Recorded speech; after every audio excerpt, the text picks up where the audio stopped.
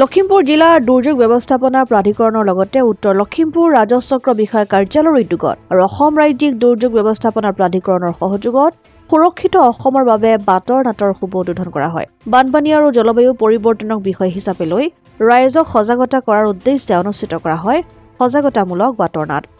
লখিমপুৰৰ নক্ষত্ৰ থিয়েটাৰ একাডেমীৰ দ্বাৰা প্ৰদৰ্শিত নাটখনি উদ্বোধন কৰে লখিমপুৰ জিলাৰ জিলা আয়ুক্ত প্ৰণৱজিৎ কাকতিয়ে। জানুৱাৰী মাহৰ 12 তাৰিখলৈকে 70টা স্থানত অনুষ্ঠিত হ'ব এই সজাগতামূলক বাটৰ নাট। এই অনুষ্ঠানত দুৰ্যোগ ব্যৱস্থাপনা প্ৰকল্প বিষয়া টিংকুমণি বৰা, চক্ৰ বিষয়া নীলুৰাম শৰ্মাকে আদি কৰি বহুকেইজন বিষয়ববী উপস্থিত থাকে। ব্যৱস্থাপনা তৰফৰ পৰা বাটৰ নাটৰ দ্বাৰা যি এটা সজাগতা ৰাইজৰ মাজত দুৰ্যোগৰ সময়ত ল'বলগীয়া কৰিবলগীয়া কামখিনি যিটো এটা সজাগতাৰ ব্যৱস্থা কৰিছে, এইটো এটা খুব প্ৰশংসনীয় কথা। আৰু আমাৰ ডিষ্ট্ৰিক্টত টোটেল এনেকুৱা 70খন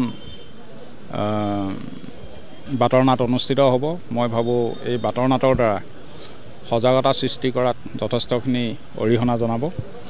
আৰু মই সকলোকে শুভেচ্ছা জনাইছোঁ যাতে এই গোটেই নাটখিনি সুকলমে পৰিচালনা হৈ যায় আৰু আগন্তুক কিবা যদি ঈশ্বৰে নকৰক আমাৰ অসমত বা জিলাত কিবা দুৰ্যোগ আহে, সেইখিনি যাতে আমাৰ ৰাইজে সুন্দৰকৈ মোকাবিলা কৰিব পাৰে।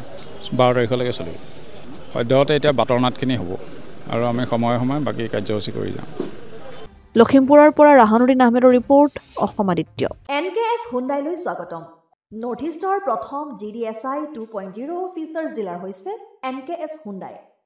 অত্যাধুনিক সা সুবিধাৰে তৈয়াৰী মষ্ট আপডেটেড হুণ্ডাই ডিলাৰ এতিয়া ডিব্ৰুগড়ত। আমাৰ NKS হুণ্ডাই ডিলাৰত open sales consulted room, customer ৰুমৰ লগতে পুৰণি গাড়ীৰ এক্সচেঞ্জ ফেচিলিটিও ৰখা হৈছে।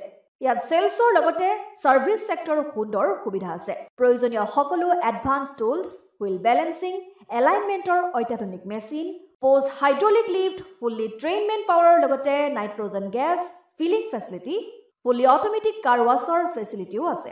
লগতে NKS হুণ্ডাই ডিলাৰে কাষ্টমাৰসকলৰ সুবিধাৰ্থে মোবাইল ছাৰ্ভিচ ভেনৰো ব্যৱস্থা ৰাখিছে, য'ত হাইড্ৰলিক লিফ্ট, ৱাছিং facility, wheel balancing, tyre pressure check কৰাৰ লগতে বহুখিনি সুবিধাই উপলব্ধ আছে।